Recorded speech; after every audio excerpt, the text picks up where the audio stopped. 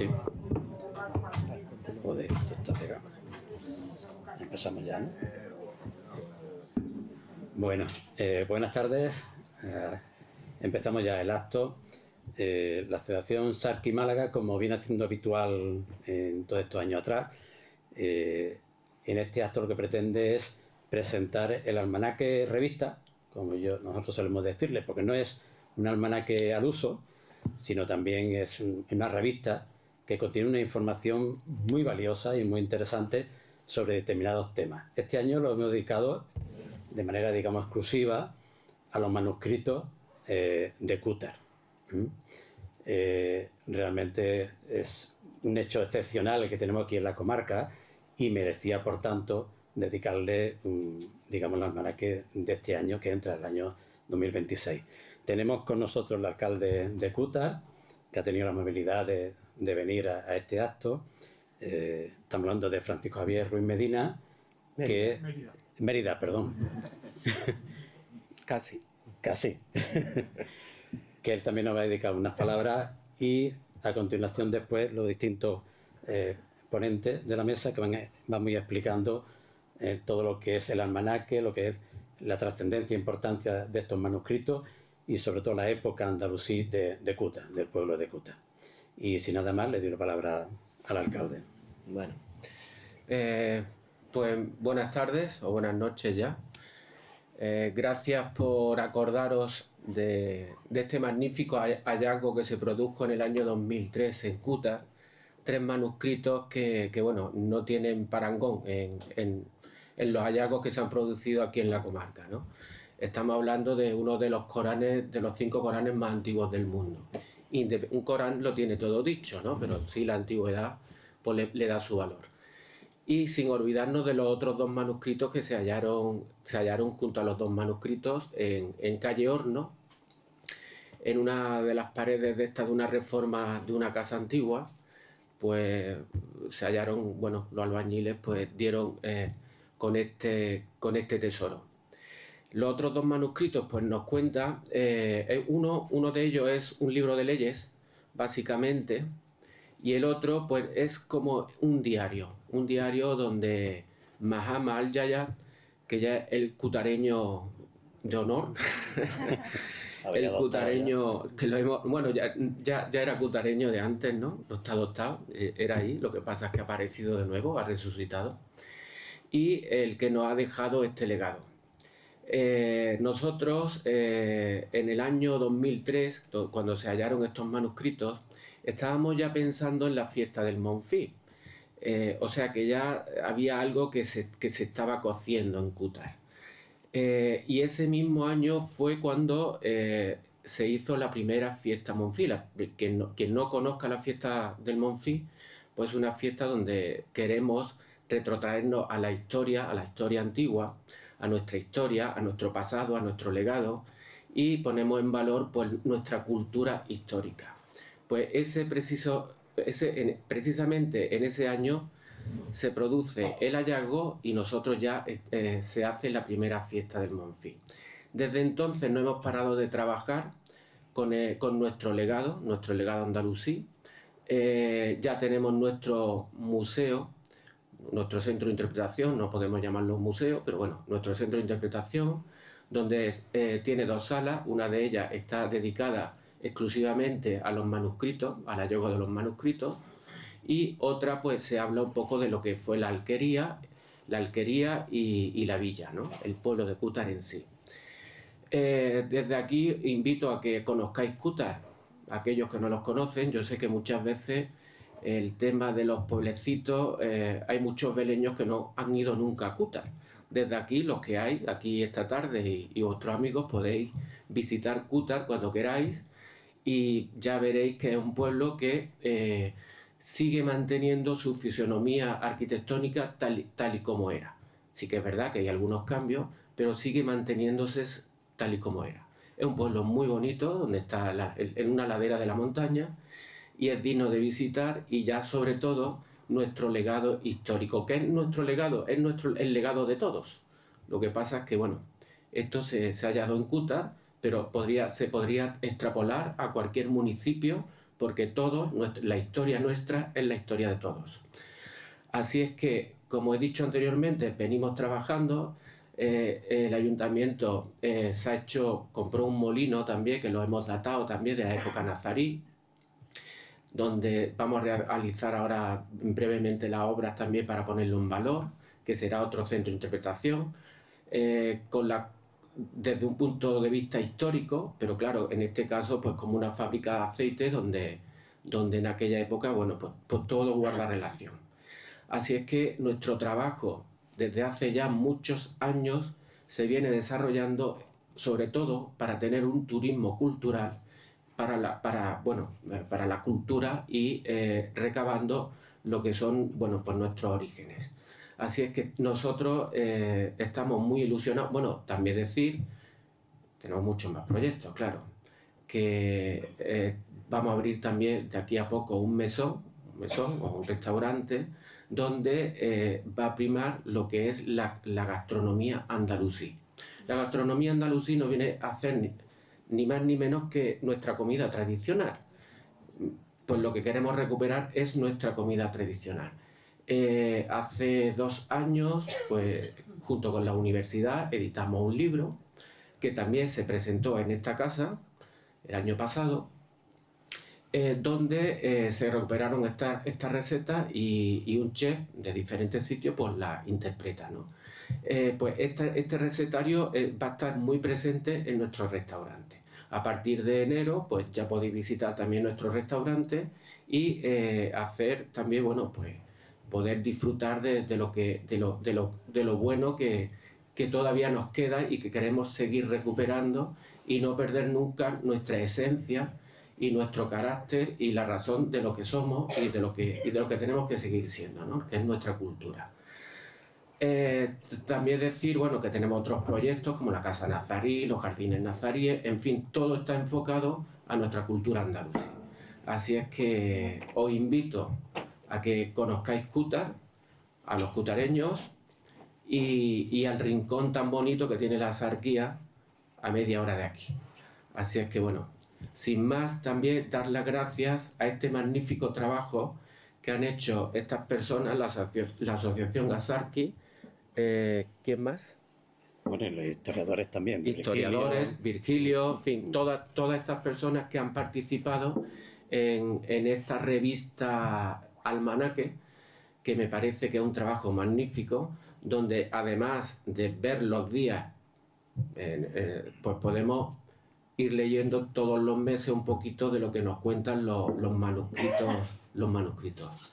Así es que gracias por invitarnos, gracias por estar aquí y bueno, pues que sea muy útil este almanaque y que os sirva a todos para por lo menos saber dónde estamos todos los días, ¿vale?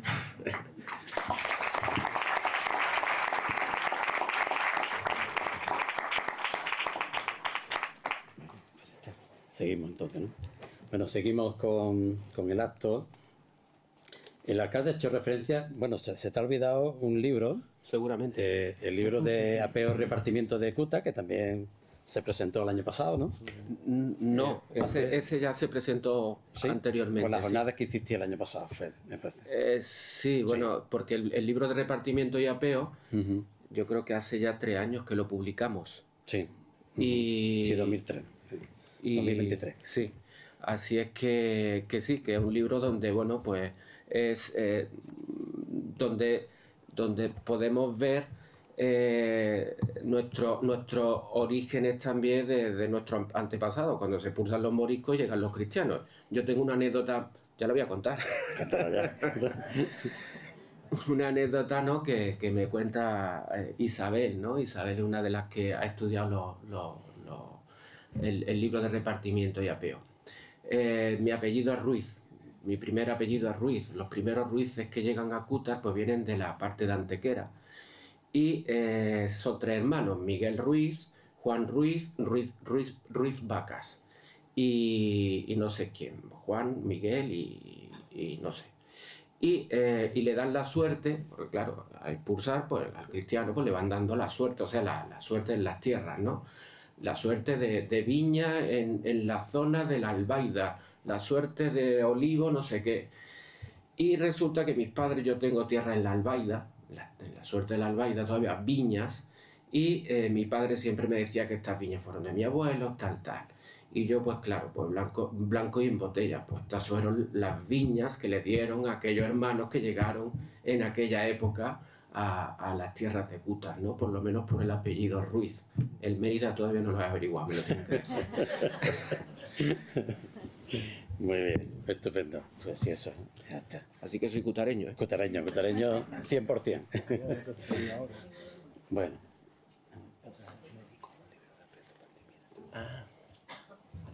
Bueno, a continuación, para situar un poco a Cútar en esta época, voy un poco a exponeros la Cuta andalusí, esa primigenia Cuta, de donde cuando aparece en la historia y el devenir histórico de su población andalusí.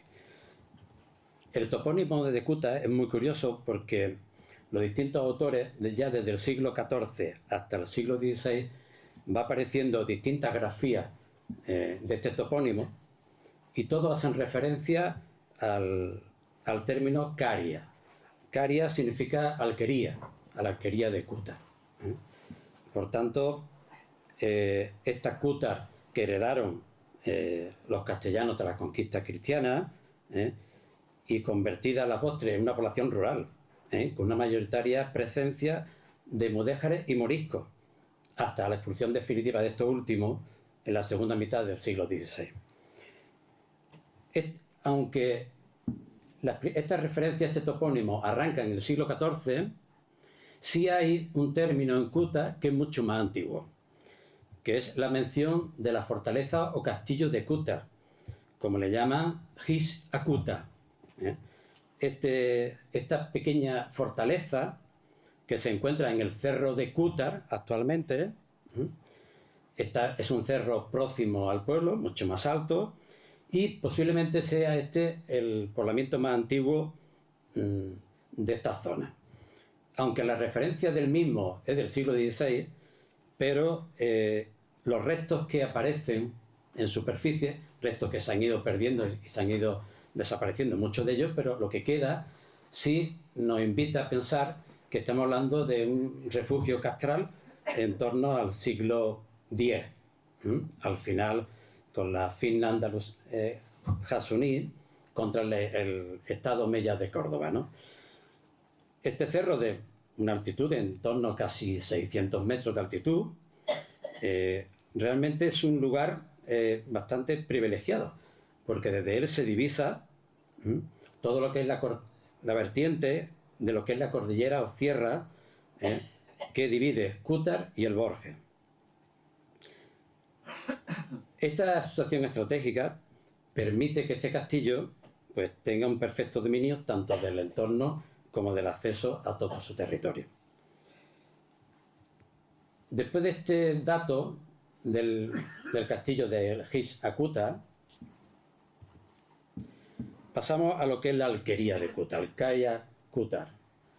En la fuente árabe, la primera fuente árabe que nos habla de Cútar es de mitad del siglo XV, durante la etapa granadina nazarí, donde aparecen dos fatuas o dictámenes jurídicos legales transmitidos por el jurista magrebí Al-Qansarisi y dado a conocer a final del siglo XX por María Isabel Calero Secal, profesora de la Universidad de Málaga, que trata en esta falta, lo que trata es la consulta realizada por sus habitantes a dos muftís granadinos. Esta noticia es bastante curiosa, ¿no? Acerca de la posibilidad de emplear para la necesidad de la alquería de Cútar los materiales aprovechables de las mezquitas arruinadas de dos lugares próximos que se hallaban despoblados. Concretamente, los lugares de Alsani, el Negro, hoy el anejo del Salto del Negro, y Alsahuilla, la actual La Zubia, también anejo o pedanía del municipio cutareño. Aunque ambos pertenecen al siglo XV y nombran la alquería de Cútar, el primero de ellos, atribuido al jurisconsulto Insirai, es cronológicamente anterior al atribuido a su maestro Al-Saraqusti, que emplea por 2 veces en el texto del dictamen la expresión caria cuta. El segundo grupo de menciones procedentes de los llamados manuscritos nazaríes de Qutár, que antes ha hecho referencia al alcalde, cuyo autor, compilador y copista fue el alfaquí Muhammad ibn Ali al-Jazjar, posiblemente del año 1500, fecha de su última anotación personal, relativa a la conversión forzosa de la población musulmana granadina. Como es bien conocido, el hallazgo de estos manuscritos, como ha explicado también el alcalde, se produjo el 30 de junio de 2003 en el interior de un vano cegado y tapiado de una casa de la calle Hornos de Qutár. Ocultamiento que, según se piensa, fue obra del propio alfaquí, como respuesta tal vez a la prohibición castellana de poseer libros en lengua árabe. Su pequeña biblioteca, que ahora después mi compañera explicará aún con más detenimiento, que tuvo que ser ocultada para salvaguardarla, constaban de 2 volúmenes de contenido misceláneo y un valioso Corán almohade del siglo XIII.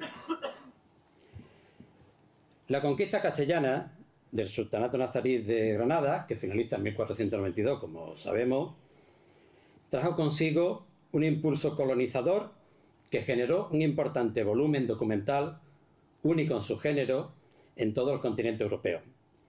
La intención de este esfuerzo, realizado por la burocracia castellana, era certificar, a través de todo este fondo, la expropiación de aquellas tierras de las poblaciones andalusíes, en este caso la de Ceuta, por la vía rápida, en un territorio bastante amplio. Estamos hablando, pues, prácticamente casi toda la provincia de Málaga, con la intención de dar carta de naturaleza legal a aquellas conquistas y repartos de tierras. Los repartimientos, en primer lugar, y después lo que son los libros de apeo y repartimiento morisco, son la piedra de toque de ese complejo proceso castellano que os he estado comentando.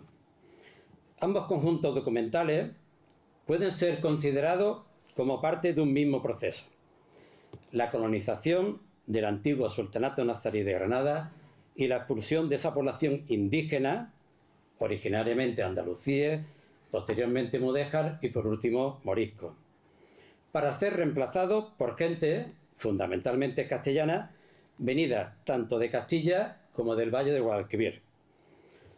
Por supuesto, el proceso afectaba de manera distinta a las poblaciones urbanas, donde esta población andalusí fue totalmente erradicada, como el caso de Vélez. Si en Vélez, por las capitulaciones de la ciudad, se expulsó a todos los habitantes de la ciudad, y estaba prohibido que quedara nadie dentro de la ciudad. En cambio, en las zonas rurales sí se mantuvo, en muchos casos, esas poblaciones locales de origen andalusí. Los moriscos de Qutár, con sus mujeres e hijos, y algo de ropa y mantenimiento, inician el camino del destierro en marzo de 1570. Primero son congregados en la iglesia del Borges, donde también están los de Benamargosa, y desde allí, acompañados por 2 alguaciles, un capitán y un grupo de soldados, parten con destino a Sevilla. Coordina la marcha un tal de Pedro Manrique de Luna, corregidor de Málaga, y Fadrique Manrique, corregidor de Antequera, que era el encargado de recibirlo en esta villa de Antequera. Una vez que han abandonado sus bienes y se han llevado a cabo su deportación a diferentes lugares, comienza el reparto de sus bienes y propiedades. Aquí aparece el libro de apeo y repartimiento de Qutár, que ya se ha comentado, un libro realmente muy interesante, elaborado por 3 grandes investigadores e historiadores, que merece la pena, que no sé la distribución cuál es de estos libros. Allí lo tenía en Qutár, me parece, ¿no? Sí, el que esté interesado en estos temas, nosotros tenemos los libros allí a disposición, el que los quiera hacerse de ellos, vaya. Estupendo. El consejero Arévalo de Zuazo es elegido para averiguar cuáles son los bienes raíces propiedad de los moriscos en la zona comprendida entre el Muñeca y el río Guadiaro. Este tal Suazo llega a la alquería de Cúta en el verano de 1571 y lo primero que hace es anotar su situación geográfica, destacando que se encuentra enclavada en un cerro alto y escarpado.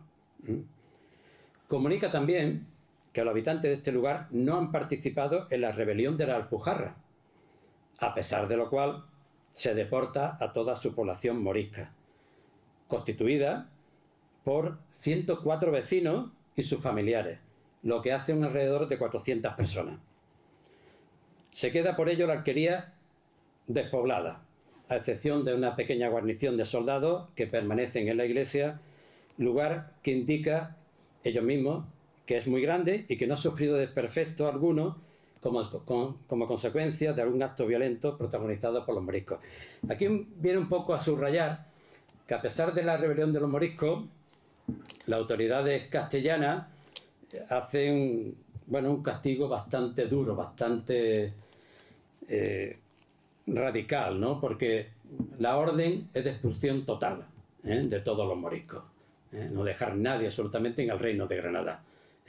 La mayoría se reparte por el reino castellano de Castilla, muchos sobre todo en el Valle de Guadalquivir, pero sobre todo también en Extremadura y en Castilla-León. Además de los que he nombrado, también es curioso que permanecen en las casas del pueblo dos cristianos viejos, uno de ellos el sacristán del pueblo, a los que se le mantiene la propiedad de sus tierras. A partir de este momento va a haber el reparto de todas las propiedades y acaba aquí la historia andalusí de Cúta. Si ya no queda un solo habitante de origen andalusí y ya los nuevos pobladores son todos castellanos. Y ya está. Y con esto pues terminamos esta parte de la historia de Cútar, ¿vale?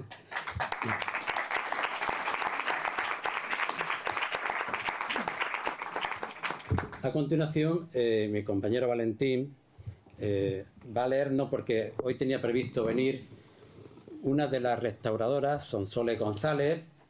Esta mujer fue una de las que participó en la restauración de los manuscritos de Cútar, de Granada. Iba a venir, pero al final no ha podido venir, pero sí nos ha enviado una nota suya que vamos a leer. Bueno, buenas tardes a todos y a todas. Gracias por dedicar vuestro tiempo en esta fría tarde a venir aquí a estar aquí un ratito, a aprender. Como yo digo, siempre es muy valioso que uno venga a un sitio a aprender, ¿no? Entonces, por eso os damos las gracias en nombre de la asociación Sarki Malaca. En segundo lugar, antes de comenzar a leer el texto de la doctora Sonsoles González, quiero agradecer, en nombre de la asociación y creo que de la población general, al alcalde de Cútar por la labor que está haciendo, porque tiene un patrimonio y muy importante, pero la mayoría de los pueblos de la comarca lo tienen. La mayoría de los pueblos tienen su molino hidráulico, sus acequias, sus libros de apeo repartimiento, y en la mayoría de los casos se están perdiendo. O sea, yo me dedico un poco a esto, la investigación sobre los libros de apeo repartimiento. Actualmente estoy transcribiendo el de Corumbela y el de Sayalonga, y los molinos los hemos localizado, pero están allí derruidos y no se hace nada, pero no solo en la mayor parte de los pueblos. Entonces, que un alcalde se implique tanto en la restauración de su patrimonio es de agradecer. Entonces, y yo siempre hago el llamamiento que sea un poco el ariete para que otros alcaldes comprendan la importancia de este patrimonio y en todos los pueblos hay molinos, todos los pueblos tienen libros de apeo y repartimiento. Claro. Entonces, que se trabaje en esto, porque mucho de este trabajo lo estamos haciendo los historiadores gratis. O sea, nosotros no cobramos nada, por amor al arte, le dedicamos años de nuestra vida a hacer este trabajo. Así que creo que podemos hacer un trabajo muy, muy bueno en conjunto, los historiadores y los alcaldes, y por eso te agradezco en mi nombre personal y creo que de la asociación, claro, y del público en general, de que esta labor que estáis haciendo. Así que ánimo y enhorabuena.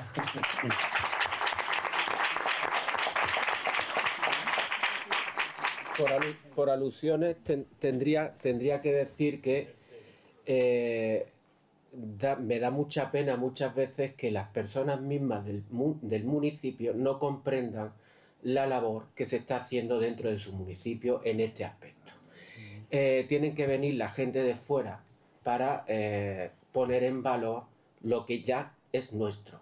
Y eso a veces me da porque encuentro muchos obstáculos con mi propia gente. Y eso es la gran frustración que a veces tengo. Pero aún así, sigo.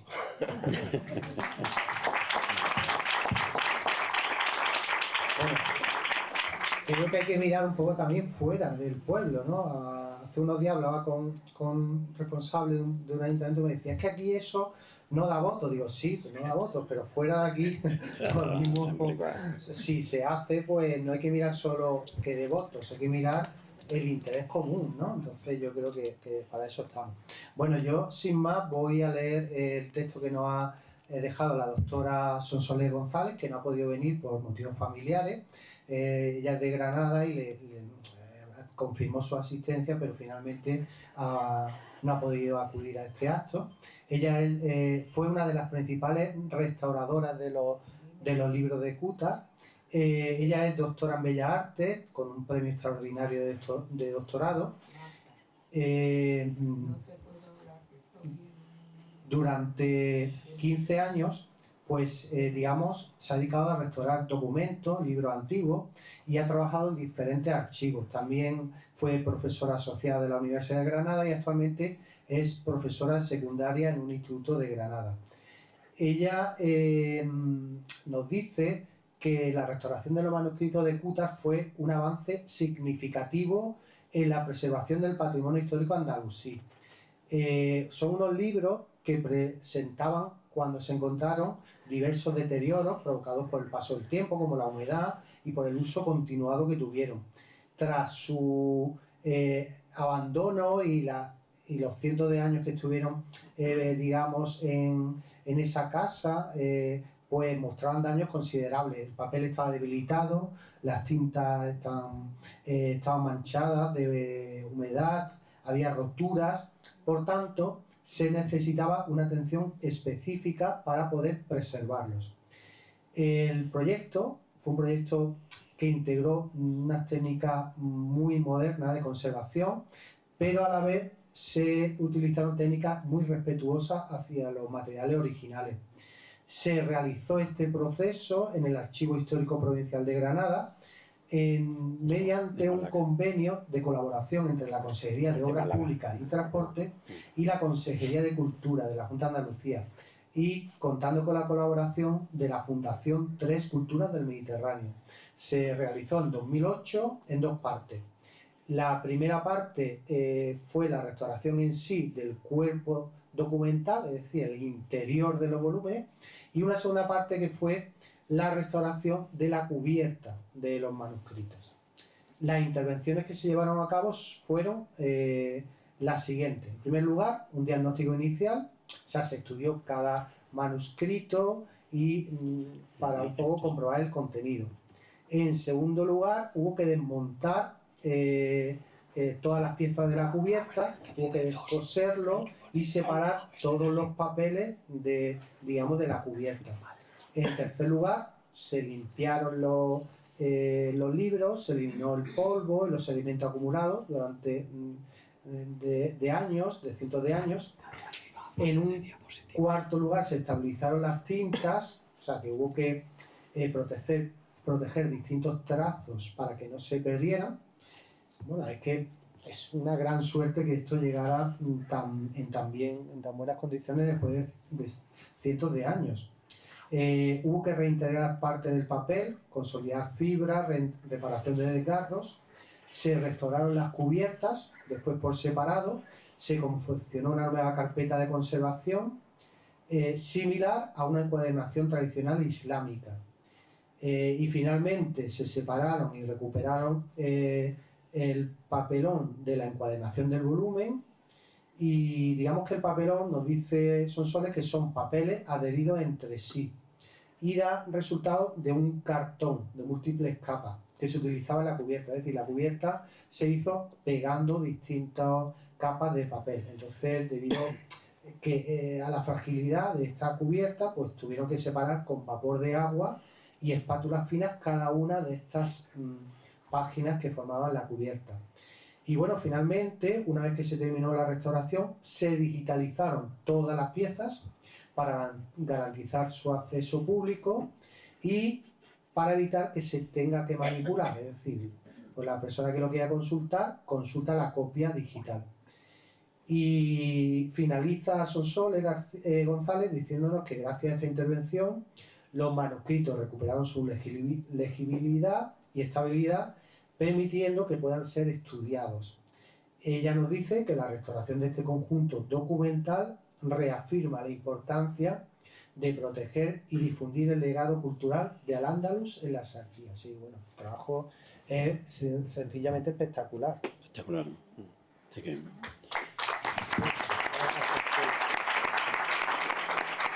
¿Qué te va a pasar por el proceso? Bueno, ¿Cómo lo viviste? ¿O cómo...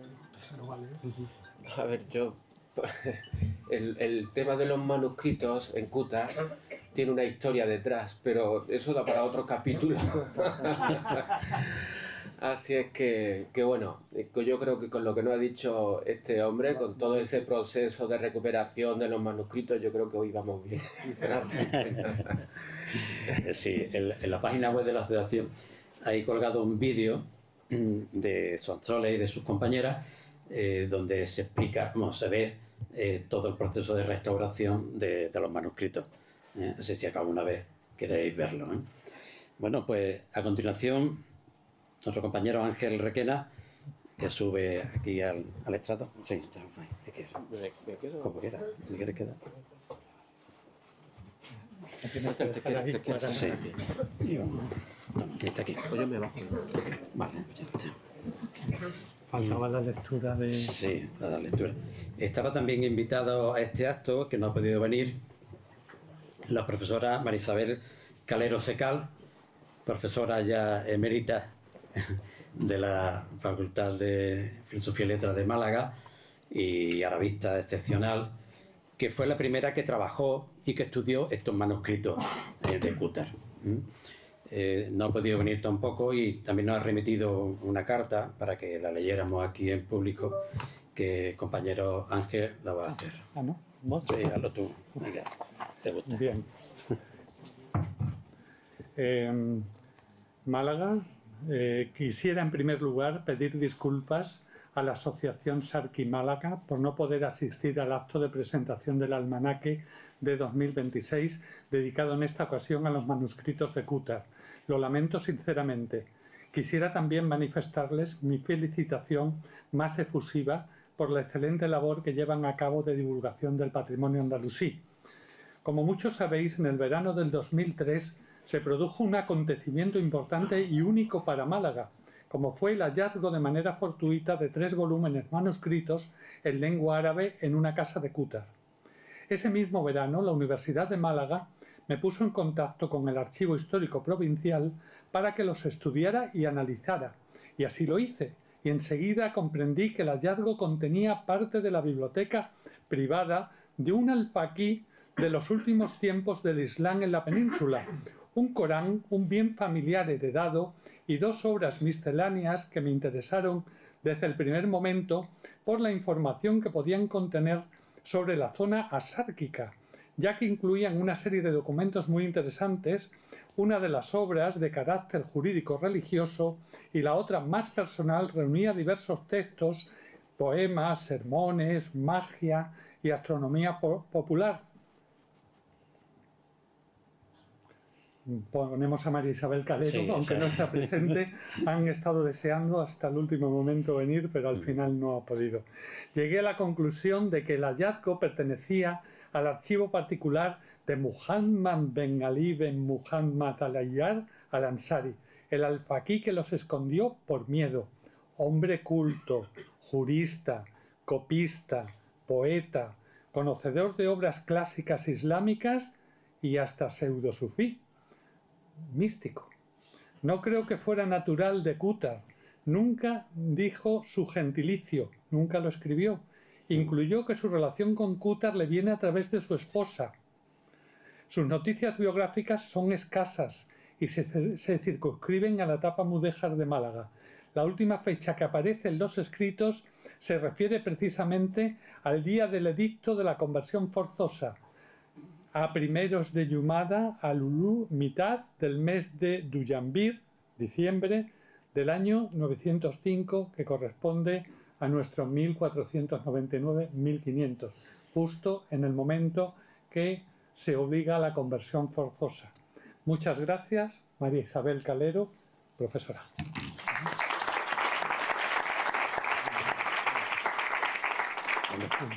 Bueno, parece que estamos nada más que con ausencia, lo lamentamos mucho, porque el plato fuerte de esta presentación iba a ser la interpretación por parte de nuestro grupo Mausin, que se llama Ritmos, que es el grupo que iba a tocar el cégel de la pérdida, del abandono, de la melancolía, ¿no? del alfaquí. Es decir, que hace un bellísimo poema y nuestro grupo lo ha interpretado, lo ha hecho ya en distintos sitios, es un poema muy bonito, es decir, nos hubiera gustado que en esta parte lo hubieran hecho ellas, pero vamos, solo nos quedamos con los ecos, la interpretarán sin duda en otros momentos, pero no queríamos resaltar más la ausencia. Esto continúa, lo cantan en árabe, pero ponemos al mismo tiempo la traducción.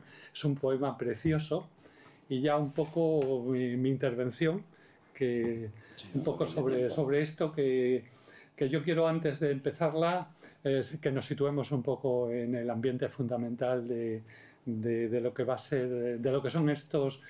A mí me gusta, más que manuscritos, llamarles los emparedados, porque reflejan todo el dramatismo de una situación.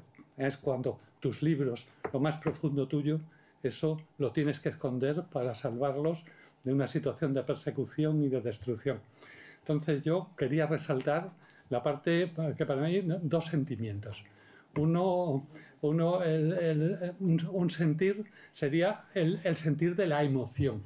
No podemos concebir este hallazgo sin sentirnos profundamente emocionados por la situación. Es decir, ¿cómo no sentir emoción de ver que de pronto alguien del que no sabíamos nada, ese alfaquí al-Yayar, ese hombre culto del que aparecía, ese hombre que se había convertido en imán de la mezquita, del que no teníamos ninguna noticia, y de pronto, como un fantasma, 500 años más tarde, empezamos a saber mucho de él. Sabemos a través de sus escritos, que es lo fundamental. Por tanto, no nos podemos poner a manejar el almanaque si no sentimos la emoción de lo que le acompaña. Como de pronto aparece este personaje desnudo. Es decir, nos está enseñando todo su ser. Es decir, nos está enseñando sus habilidades. Por tanto, una parte, la emotiva. El otro sentimiento, sin duda, el que nos tiene que invadir, por lo menos notarla, es lo más característico, casi que podríamos decir, de la cultura andalusí, que se llama sentir la belleza. Es decir, es una cultura volcada en la belleza. Es decir, yo hace pocos días leía al Premio Nobel de Literatura, que es un húngaro. Y de pronto me llevó la sorpresa. Y es que empieza a hablar de Granada y de la Alhambra y dice, no lo puedo resistir. Es tanta belleza que me tuve que salir. Es decir, porque la belleza me estaba invadiendo. Era la insoportable belleza. La cultura andalusí se caracteriza precisamente por la belleza. ¿Cómo puede ser una cultura tan espiritual y al mismo tiempo tan bella? Pues bien, fijaros, nosotros cuando hablamos del periodo andalusí, fue brillante en ciencia, en filosofía, en poesía, pero hablamos de que fue un periodo brillante. Observad cómo lo diría un andalusí. Cuando habla de Andalus dice el aliento perfumado del floreciente al Andalus. No habla de nada brillante. ¿Qué es lo que está haciendo? La metáfora. Es decir, nuestro alfaquí, lo que nos ha dejado con sus poesías y sus escritos, es el aroma de perfume de una civilización que ya no está, que fue brillante y que ha llegado al ocaso. Esa es la situación. Por tanto, la parte sentimental, cuando tengamos el almanaque en la mano, es completa, ¿no? Tanto de la emoción como de la belleza, que lo vamos a ver en cada una de sus expresiones. Ya se ha dicho, en el 2003 se produjo el hallazgo, en 1487, cuando tras una escasa resistencia, Vélez Málaga se rinde. Todas las fortalezas de la comarca se rinden también y se rinde, como no, la gran fortaleza de Comares, y Cútar forma parte de esa taaz, como decía Javier, ¿no? En 1499 capitula Granada con un acuerdo muy beneficioso porque el que quiera se va y el que no conserva sus costumbres, conserva su religión, conserva sus mezquitas sin ningún problema. Pero ¿qué pasa? Que de 1492 hasta 1500, Fray Hernando de Talavera lo que intenta es convencer a los musulmanes por las buenas, es decir, con amabilidad, es decir, con perseverancia.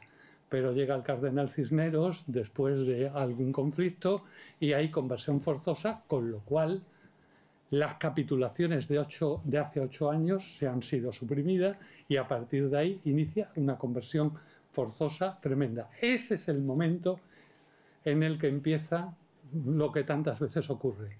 Han quemado musulmanes, han quemado cristianos. Es decir, ¿quién no ha quemado libros masivamente? Es una de las grandes lacras de la humanidad, pero ahí se han quemado uno tras otro. Las hogueras de Granada fueron espectaculares. Toda una cultura empieza a desaparecer. Dicen que seleccionaron, que algunos libros de ciencia y demás se salvaron. La biblioteca del Escorial, que llegó a tener 6.000 manuscritos árabes, casi todos los cogió de otros sitios, pero no precisamente del reino de Granada, que es donde se quemaron. ¿Qué hizo nuestro alfaquí? Salvó sus libros. A lo mejor pensaba volver, quizás pensaba que tendría otra oportunidad, pero esto no ocurrió así. Los libros, cuando se encontraron 503 años más tarde de haber sido emparedados, tenían este aspecto. Como veis, luego veremos alguna foto más, son unas fotos en las que su grado de deterioro era grande. Realmente es impresionante que hayan aguantado porque se cuidaron y se guardaron con mucho esmero. Gracias a ello, hoy Cútar, es decir, puede disfrutar de ese patrimonio espectacular de esos libros. Los emparedados se vienen descubriendo en España desde el siglo XVIII. Pero curiosamente, en el sitio que menos quedan, quizás por esa situación, es en Andalucía. Aparecen emparedados, han aparecido una docena de lugares, poco más, han aparecido, pero aparecen, fijaros en qué sitio más curioso, aparecen en Aragón, en los valles del Jalón y del Jiloca, que es donde los moriscos pudieron aguantar más tiempo. Entonces, gracias a ello tenemos una riqueza patrimonial de esa zona espectacular, pero ninguno son del mismo interés que estos. Primero, estos estuvieron más tiempos, se descubrieron más tarde, han estado más tiempos encerrados y nos dan una idea de una microhistoria que es difícil encontrar en el resto de los hallazgos. Es muy normal encontrar en los hallazgos lo fundamental, que es preservar las propiedades. Es decir, entonces es muy normal encontrar hallazgos de manuscritos. En Granada se encontró en Zújar el que, oye, que esta tierra es mía. Entonces yo tengo el documento notarial. Entonces, de esa manera. Pero tener un documento tan espectacular de esto, donde el Corán muestra las creencias, el segundo manuscrito, que es un misceláneo de varias cosas, muestra su actividad profesional. Es un jurista, es un alfaquí, es un hombre que conoce la ley. Y entonces a partir de ahí tiene que actuar con ella. Y luego el tercero, el personal, es sus pensamientos y su testimonio. Todo eso en un periodo esencial, que es el ocaso de ese sitio tan brillante que fue Al-Ándalus, ¿no? Los emparedados de Cútar son 3. Además es hasta muy interesante cómo es cada uno, porque el más antiguo es un pergamino. Pergamino significa que es piel de animal. Es decir, que es una piel que ha tenido que trabajarse para hacerla fina y poder escribir en ella. El segundo es papel andalusí. Es papel hecho en el reino de Granada. Vamos a ver. Sabemos que Al-Ándalus trajo a Europa, es decir, la ciencia, la matemática, la filosofía. Averroes es la referencia medieval, es fundamental. Sabemos, pero muchas cosas de las que trajo Al-Ándalus se conocen menos. Por ejemplo, el primer papel que se hace en Europa se hace en Al-Ándalus. Se hace en el año 1000, cuando todavía en Europa no se conocía esa experiencia del papel. Claro, observad para la cultura la importancia que tiene el papel. y es que hacer un manuscrito de pergaminos, escribir sobre pergaminos, imaginaros la de animales que hay que matar y cómo hay que trabajarla, a lo que es papel, que se hace con trapos viejos, que se hace con celulosa, que no es nada. Entonces el papel andalusí. Y es curioso, el tercer escrito, el personal, se hace con papel ya cristiano. Con un papel, si lo ponéis transparente, los tradicionales tienen marcas de agua. Entonces sabemos que es cristiano por las marcas de agua, por lo que aparece. Entonces ese último, yo como hipótesis puede ser perfectamente que lo recogiera en Sevilla porque nuestro alfaquí estuvo esclavo. Fue esclavizado en Sevilla. ¿Por qué? Probablemente participaría en la defensa de Málaga, porque si una ciudad se resiste, esclavizas a todos los que han participado en la defensa, o probablemente en Ronda. Son los dos sitios donde esclavizaron a las personas y probablemente este alfaquí estuvo allí. Por tanto, sabemos que en 1488, porque él lo dice, que está haciendo, justamente en ese manuscrito, está escribiendo la Burda, que es un poema que encontramos en muchos sitios, porque es como el poema de la reivindicación del andalusí sobre el mundo difícil en el que se ha puesto. Es como su esperanza en un más allá, de que alguna vez, a lo mejor volvemos a ser lo que éramos. Nos hemos hundido por nosotros mismos, pero podemos volver. Entonces, cuando guarda el último, esta frase es maravillosa, dice, termino, debe ser antes justo de guardarlo, dice, terminado el año de la opresión y el maltrato. No digáis que no es emotivo, ¿no? Siempre espectacular. ¿Cómo eran los libros? Así se los encontraron. Han hecho un trabajo maravilloso con ellos. ¿Cómo lo han hecho? Pues algunos conoceréis que han hecho exactamente lo que en las escenas del crimen de la investigación se hacía. Han hecho absolutamente todo. Bueno, lo he puesto un poco como provocación, ¿no? ¿Por qué? Porque la ciencia ha explorado lo que ha dicho, lo que se ha leído antes es muy poco de todo lo que hay. ¿Por qué? Porque se ha hecho de todo. Se ha hecho física, química. De los primeros manuscritos se han hecho en Cúter que se ha mirado el ADN. Se sabe de qué animales son los manuscritos, de dónde se cogieron los pergaminos. Por ejemplo, extraño, no hay ninguno de cabra, solo hay de oveja y de vaca. Es decir, en esta zona parece normal que también hubiera ido cabra, pues no. Entonces se ha hecho análisis físico, químico, biológico, geológico. Es decir, lo que se ha hecho con estos es una cosa absolutamente maravillosa para sacarlos adelante y tenerlos hoy para, como dice el alcalde, para disfrutarlos, ¿no? Disfrutarlo, porque no se conoce el patrimonio si no se disfruta, ¿no? Bien, el Corán de Qutr, el primero, el más interesante, porque es el más lujoso, el más antiguo. Ya se ha dicho que es de los más antiguos del mundo. En España solo hay dos que podrían competir, ¿no? Es decir, este y otro que podrían tener ese valor histórico. Está hecho de pergamino, por tanto es una cosa cara. El Corán normalmente se hace con bastante lujo. El Corán es un libro que desde muy pronto se empezó a hacer cuadrado. Alguien pensó que como era almohade, los almohades tenían predilección por el cuadrado, las monedas son cuadradas y por lo tanto, pero prácticamente no hay ninguna razón histórica que se conozca. Alguien opina que los Coranes son cuadrados para que cuando se ponen todos los libros se vea que el Corán es el Corán porque es cuadrado. Pero bueno, no vale ninguna hipótesis, pero esta es la situación. Este es el Corán antes de restaurarlo, un Corán en pergamino. Como veis cómo estaba, todo esto hoy está mucho más cuidado. Como veis, los colores son maravillosos, la escritura es espléndida. Estos Coranes de época, pensad que solamente el pergamino ya tiene un gran valor. Esta es la letra. Observad que se han analizado hasta de dónde viene el tratamiento.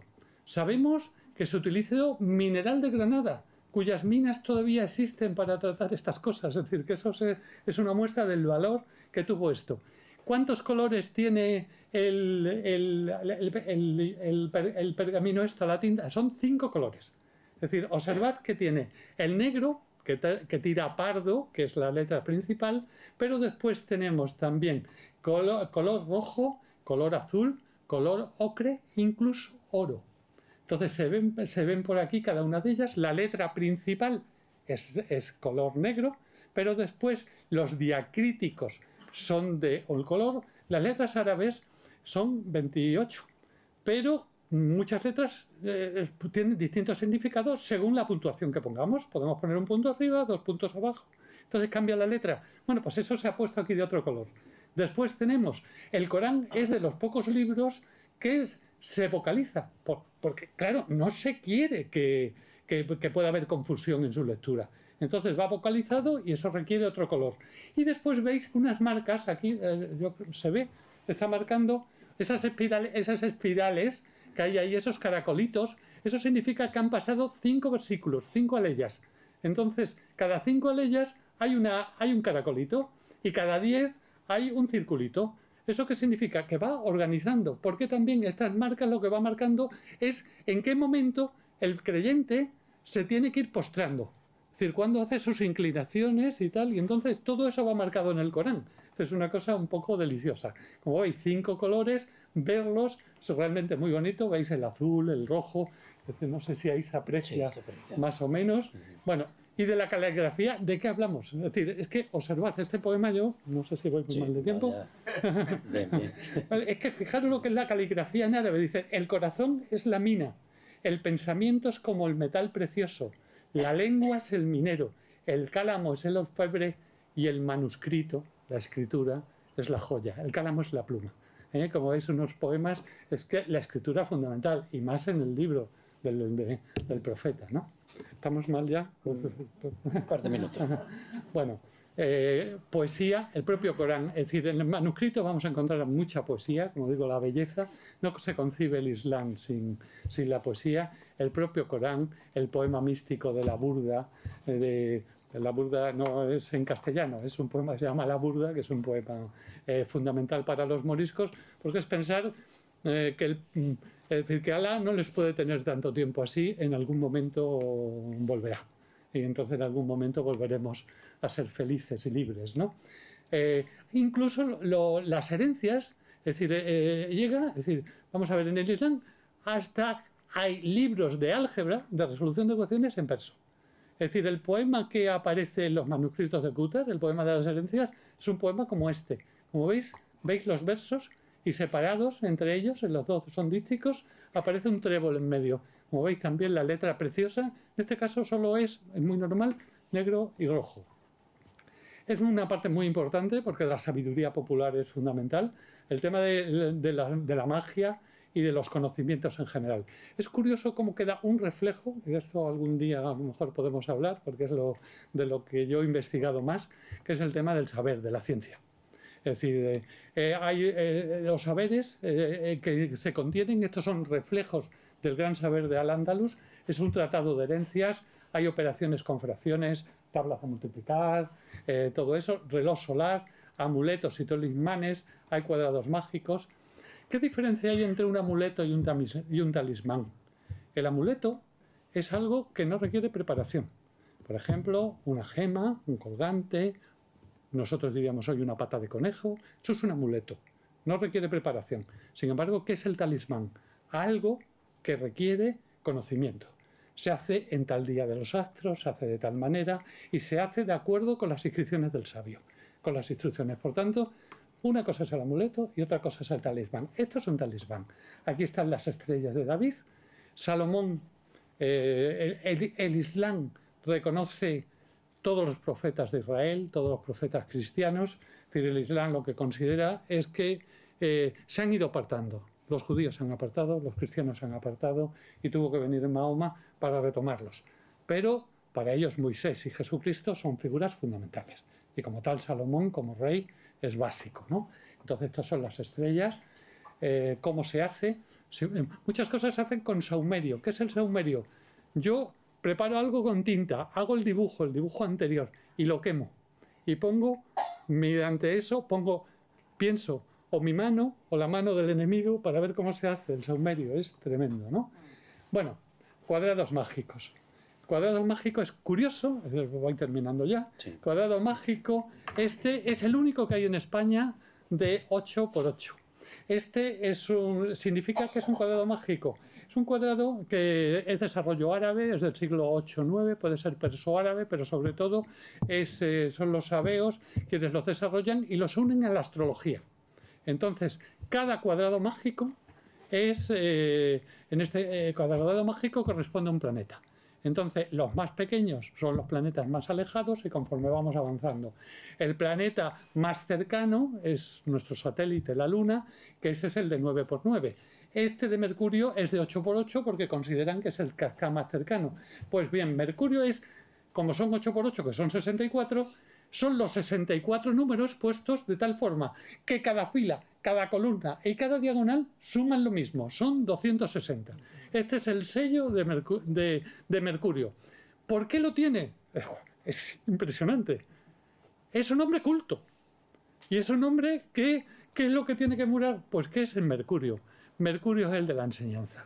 Mercurio es el talismán que agudiza el intelecto, mejora el raciocinio, impulsa el desarrollo de la ciencia y le proporciona estima de la gente. Bueno, ya nos gustaría, pero en principio no creo que esto se dé. Luego hay dos cuadrados mágicos más sencillos de 3×3, que son el sello de Saturno.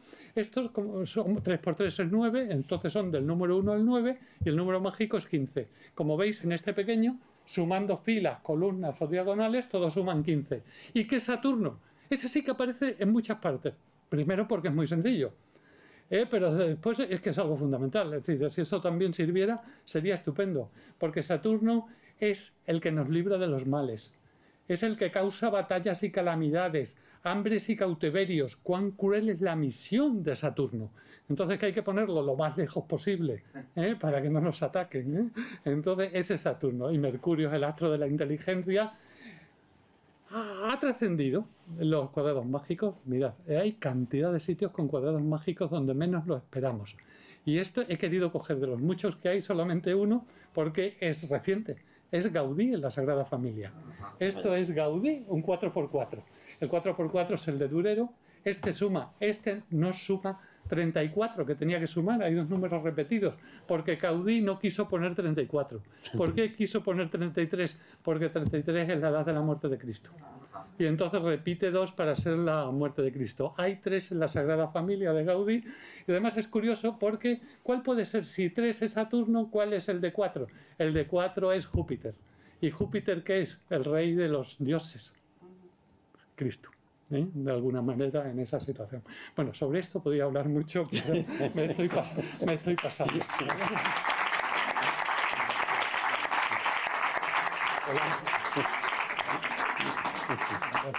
Preparo esto.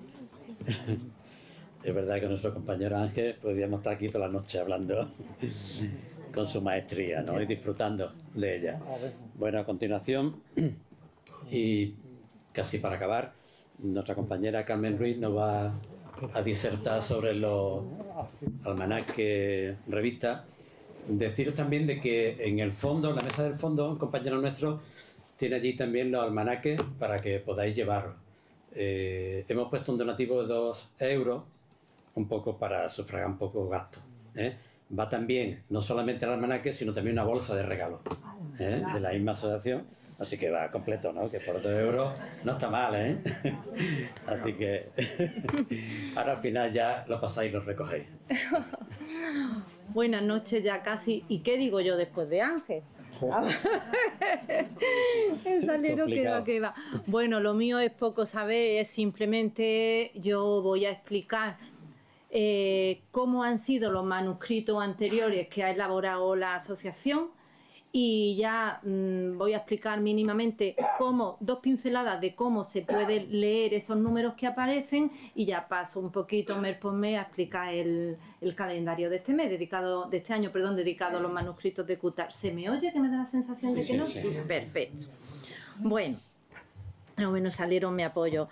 Bueno, en primer lugar queremos mostrar nuestro agradecimiento a todos aquellos que han colaborado y o han facilitado que se pueda hacer este calendario de 2026 dedicado a los manuscritos de Cútar. En segundo lugar, quiero recordar que la asociación Sharqi Malacca fue creada en 2018 con el objetivo de poner en valor y de defender el patrimonio histórico, cultural y artístico andalusí.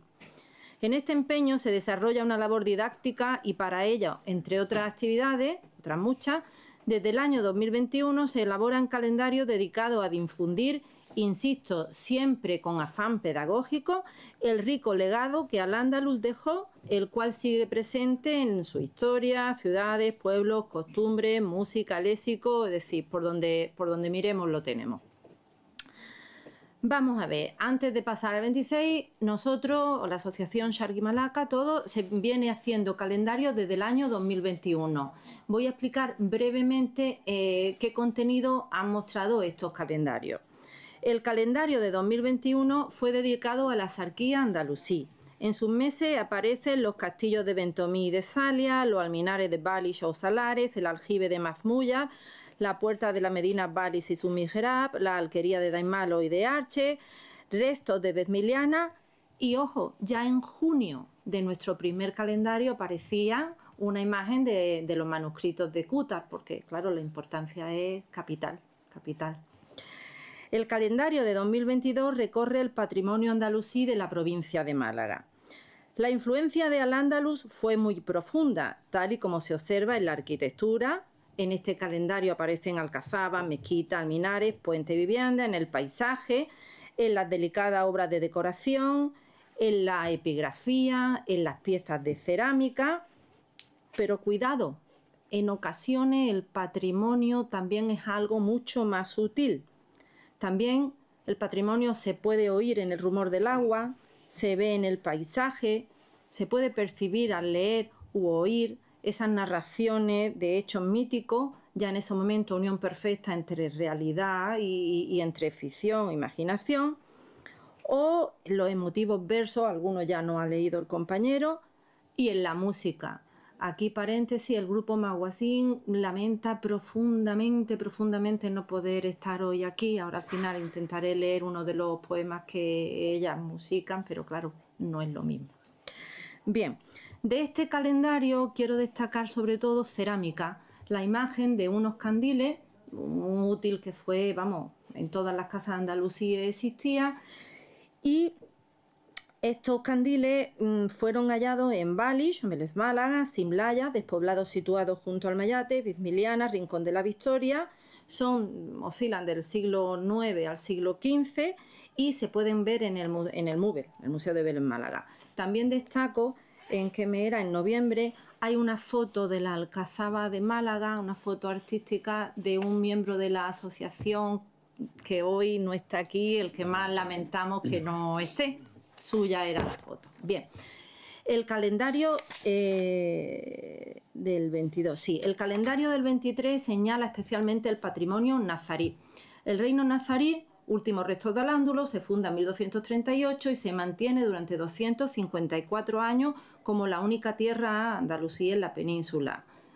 En su empeño didáctico y divulgativo, la asociación en este calendario ofrece lo siguiente. Las muestras arquitectónicas nazaríes que se ponen de ejemplo son el mihrab de Balis, nuevamente, en enero, la madrasa Yusufía de Granada en marzo, la antigua mezquita fiñana en junio, los baños árabes de Embaza en julio, en fin, y alguna más. En febrero es un mes maravilloso porque muestra un texto donde el sultán Muhammad IX el Zurdo dona a su hija al-Fatah una parte de la alquería al-Sujaira. Este documento, fechado en 1493, es interesante porque se hace un año después de las capitulaciones y con esta se recuerda cómo se permitió a la población nazarí seguir manteniendo su religión, lengua, costumbre y propiedades. Hasta que en 1499, pues, a la porra todo, cambió todo y se acabó lo que se daba y se quedaron sin nada. Ya ves, la economía, el comercio, el dinero entran en el mes de abril del año 2023 con la imagen de 2 dinares del emir nazarí Muhammad I, Walá Gali Billallah, el lema nazarí presente absolutamente en todo su edificio, pues también queda presente en la moneda, en el comercio. La joya de la joya, el jarrón de la gacela, aparece en mayo. Vemos el motivo principal del jarrón, las dos gacelas enfrentadas en gracioso ritmo. Esta pieza que tenemos a escasa hora de aquí es una obra maestra de todo el arte medieval, de todos los sitios, ¿verdad? Es que es única. Las yeserías del Generalife alegran los días de septiembre. Y noviembre a mí me encanta porque es algo diferente, entra majestuoso mostrando las grandiosas puertas de la alacena en Taracea, ubicadas actualmente en el Museo de la Alhambra. Son unas puertas del siglo XIV realizadas en madera, hueso y plata. Quien no las haya visto entre el jarrón de las gacelas y las puertas, ¿verdad? Ya está, ya ha hecho el día. Sobrado, vaya, sobrado. Si no, pues que las vea en nuestro calendario de 2023, una foto muy bonita. ¡Hala! El calendario del 2024 señala las alcazabas de Al-Ándulo, alcazabas al Andalusía. El calendario recuerda cómo las alcazabas que se dieron en Al-Ándalus son un tipo de fortalezas muy especiales, siempre, que me perdonen los historiadores si hay alguna incorrección, creo que no, siempre ligadas a las Medinas. Y todo es relativo en esta vida. Para un árabe oriental, una alcazaba no es lo que nosotros concebimos como tal, sino que es una caña de azúcar. O sea, es de caña de azúcar. Para ellos lo que significa, distinto. Bueno, aquí en el calendario de 2024 se muestran las alcazabas de Almería, Xàtiva, Jaén, Mérida, Badajoz, Vélez Málaga, Denia, Málaga, Lorca, Silves, la portuguesa, la alcazaba Cadima en Granada y la de Niebla. El calendario 2025 está dedicado al agua, a la vida. Entonces, por sus páginas, para un poco aligerar, hay tinaja, aljibe, baño, toda la vida andalusí se muestra en sus páginas. Un calendario con mucha luz, ¿verdad? Con mucha luz, muy bonito. Y llegamos a Cútar, a los manuscritos de Cútar que dan motivo a este calendario. Antes de pasar mes a mes, voy a intentar, porque ya llevan mucho soportado, explicar ya mínimamente cada mes de la imagen de cada mes del calendario de este año. Sí quiero explicarles un poco cómo leer estos calendarios. Nada más abrir el calendario pueden tener información pues un poquito sobre lo que es la lengua árabe, sobre lo mismo que yo les voy a decir, cómo leer este calendario y alguna información ajena más según el que toque. Pero en general, todos los calendarios de este año también hay que tener en cuenta que aparece el nombre de cada mes, además de en español, obvio, está escrito en árabe. Por ejemplo, enero, Yanair, recibe también el nombre de Kanun Azani. Pero claro, para los árabes, los meses en árabe se pueden decir de dos formas. Ustada, si me equivoco me corregís. Se pueden decir de dos nombres, de dos maneras. Los nombres habituales, enero, febrero, se pronuncian prácticamente igual en español que en árabe, pero hay otros nombres de origen siríaco que son los que se usan en Oriente. Y el siríaco era un dialecto del arameo. El arameo fue la lengua que se habló por toda esa zona hasta que el árabe, bueno, pues por circunstancias históricas y pues se la comió y es la que impera, vamos, minoritario ya el arameo, ¿no? Minoritario. En segundo lugar, se señalan los días festivos en cada mes, este año quizás algo menos, sí. Festividades tanto cristianas como musulmanas, y así se contextualizan ambas históricamente y se muestra la interculturalidad existente en la sociedad. Se indican con precisión los meses y el año del calendario de la Égira.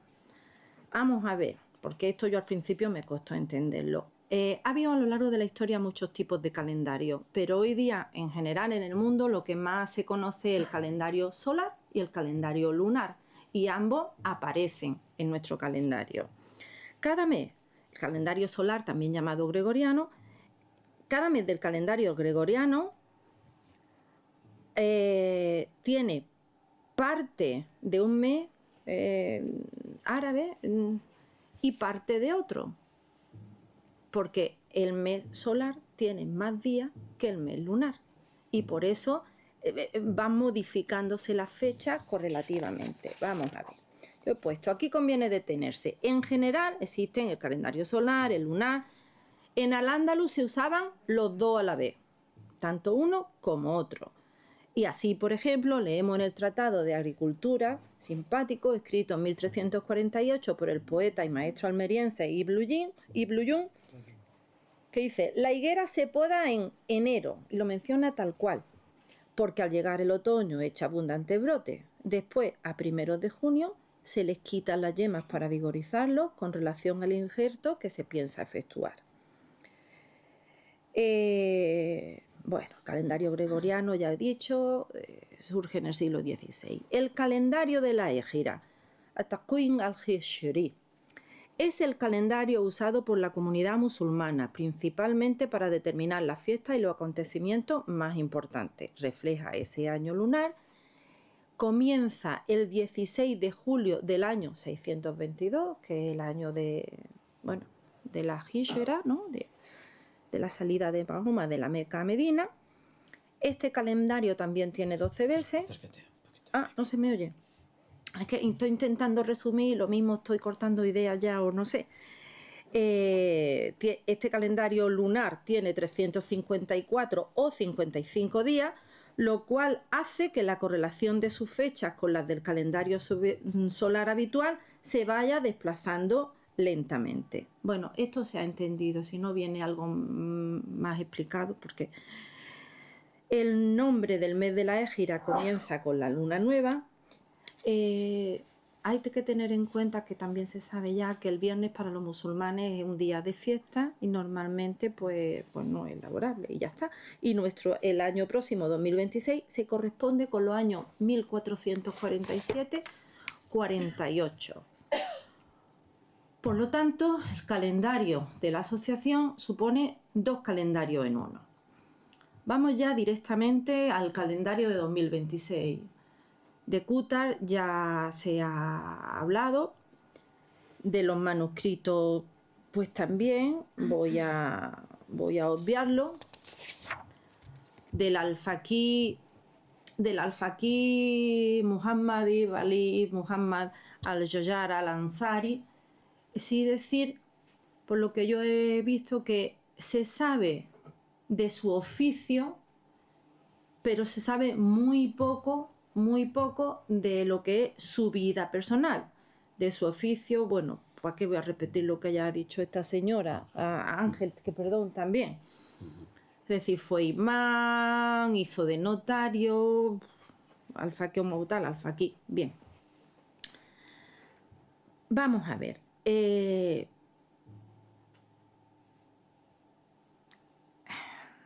Sí, voy a pasar directamente, voy a abreviarle. Enero. ¿Tenemos ya? Sí, lo tenemos delante. Enero nos muestra un folio donde el alfaquí señala 4 acontecimientos. 2 de vital importancia histórica, la conquista de Vélez Málaga, Balich en la primavera de 1487 y de Granada en el 492. La ruptura de los acuerdos de las capitulaciones, que ya sabemos lo que supuso, de trágico, y un acontecimiento muy importante para nosotros, y es que da noticia de su llegada a Qutár en 1490. El cuarto acontecimiento pues desastroso para toda la zona, y que fue un terremoto que destruyó más de 150 casas. Eso es lo que nos dice el mes de enero. En febrero comienza el mes de Ramadán, que ya lo veréis, que tiene su correlato solar, que en el 18 de febrero sería el 1 de Ramadán. La imagen que llega con febrero es diferente. Son columnas porque es un testamento, y arriba está el nombre de cada una de las 4 personas a las que se dona ese testamento. Parece ser que es la herencia que vuelca a una esposa, pudo ser su propia esposa, la divide en 4 partes, y este documento también señala los bienes que ha legado. Son majorcas, calzas, agüelles, un colchón, toallas de seda, jubones, pañuelos, bueno, lo que donaba. Marzo, que destacaría 2 fechas, el Día Internacional de la Mujer y el Laila al-Qadr, que es la última noche del Ramadán, también la señala el calendario. La imagen que ilustra este mes es un talismán. Ahí está, ya un poco lo ha explicado Ángel. Es una suerte de cuadrado mágico llamado jatín que inserta dentro otros cuadrados dobles, líneas, letras pseudocúficas, palabras mágicas con aparente inconexión entre ellas y estrellas de 6 puntos. Este dibujo nos lleva al lado opuesto del humano, de la herencia anterior, lo material, pasamos a la espiritualidad, a la magia, a la hechicería, los sortilegios. Y bueno, ya lo que tú has dicho, estos sortilegios pueden valer para cualquier cosa, desde un conjuro amoroso a pedir por la salud de una persona, para cualquier cosa que se desee. Abril muestra un documento de repudio muy curioso, voy a resumirlo, lo tenemos ahí delante.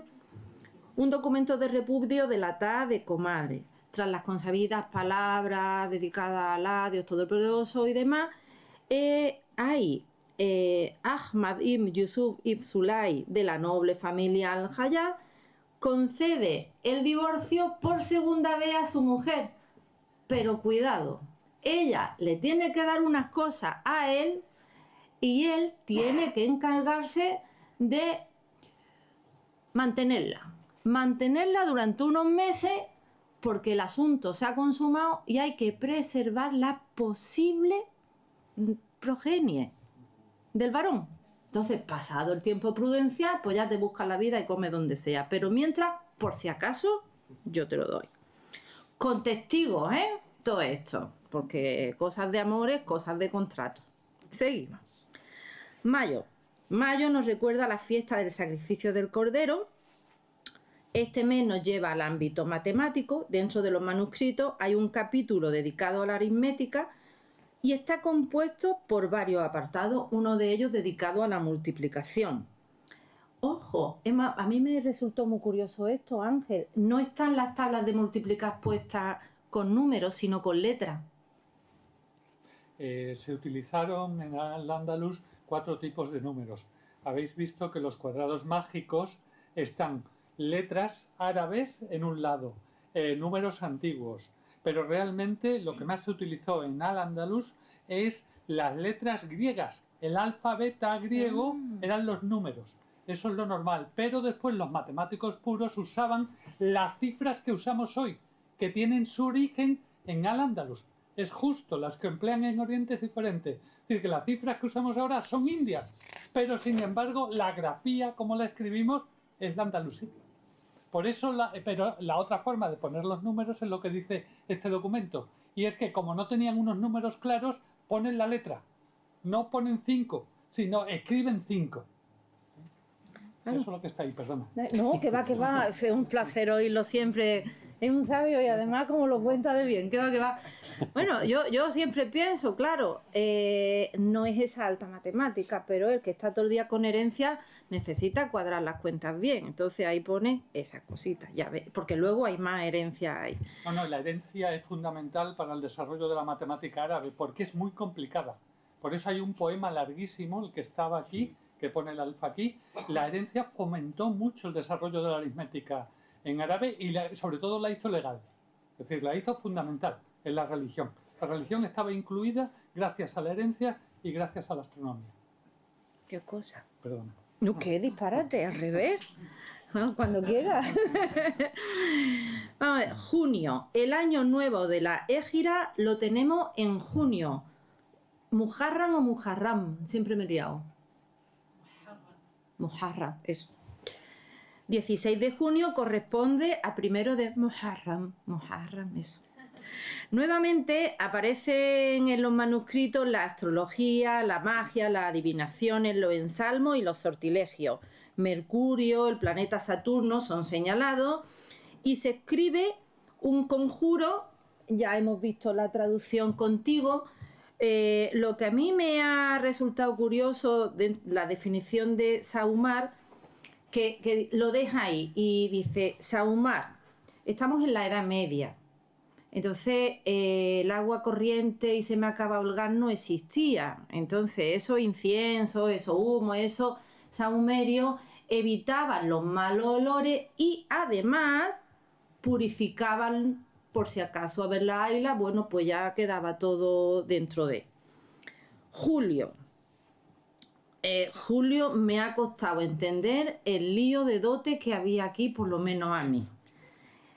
Vamos a ver, es un documento sobre los Banu Bajir, un linaje árabe muy antiguo que se establece en Al-Ándalus, y en él se indica que personas de la alquería de Qútar van a ser testigos, dan testimonio de que Muhammad ibn Ali ibn Bajir nombra a su hermano para que sea delegado en el matrimonio de su hijo Muhammad y que sea su representante legal de él y de su hermana al-Fatih y Aisha. Bien, el manuscrito da testimonio que eso ha sido así y que todo se ha realizado bien.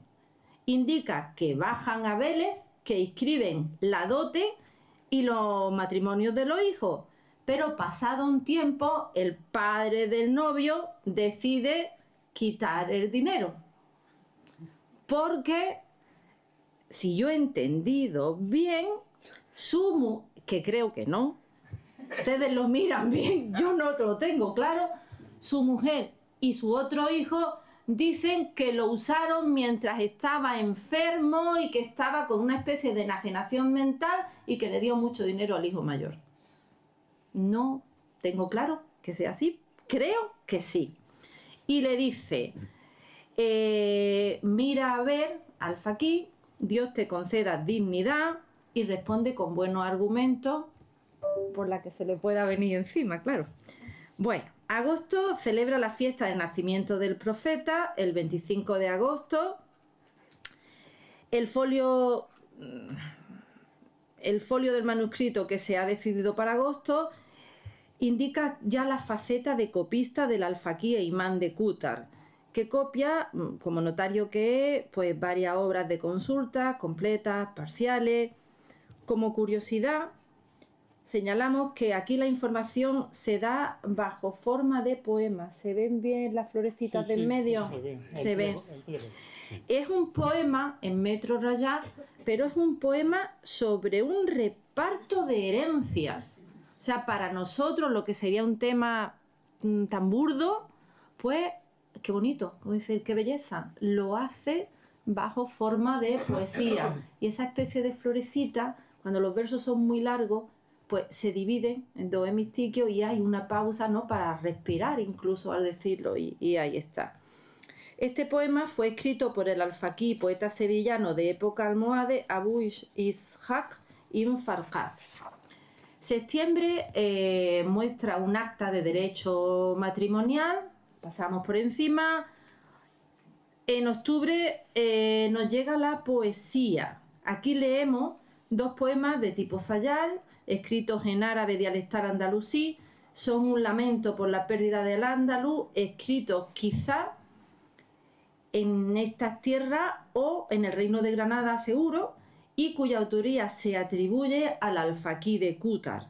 Están vocalizados igual que el Corán y bueno, tienen forma estrófica. Si me permiten, lo voy a dejar para el final en honor a las compañeras que han tenido dos problemas personales bastante serios y bueno, entonces repaso noviembre-diciembre y en honor a ellas pues lo leo. Noviembre también contiene otro poema, pero un poema muy diferente, es un poema de otro autor ya ligero, es un elogio al profeta, es un poema que suelen recitar los musulmanes suníes para la fiesta del nacimiento del profeta. Y diciembre, el Corán. El Corán ya lo ha explicado el todo, el formato, las tintas, así que ya les obvio continuar. Espero que hayan disfrutado muchísimo, les leo el poema y ya cierras tú el acto. No hay color la voz de Paloma como cantan. Bueno, vamos a ello.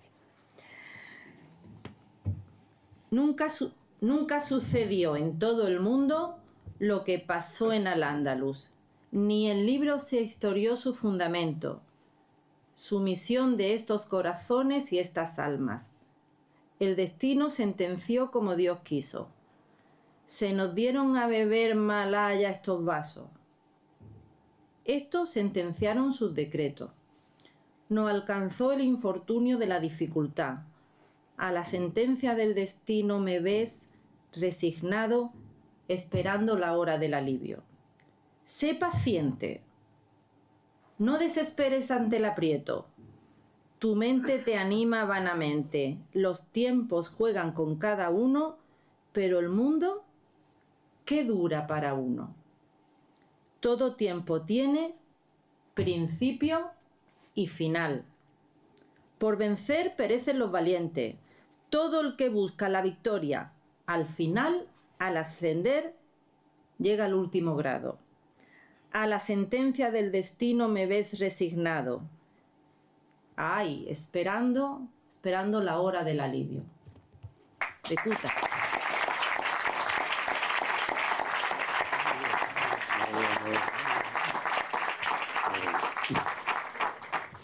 Bueno, pues con esto ya terminamos nuestro acto. Agradecerle vuestra asistencia y esperamos que disfruten de este almanaque revista que hemos hecho. Nada, buenas noches. Una referencia. Una pequeña... Nuestro presidente, Pedro Valcárcel, es el que ha hecho prácticamente todo el calendario, sin decir prácticamente. Sí, es verdad. Lamentamos que no esté aquí, pero su trabajo ahora es en Rabat. Le echamos mucho de menos.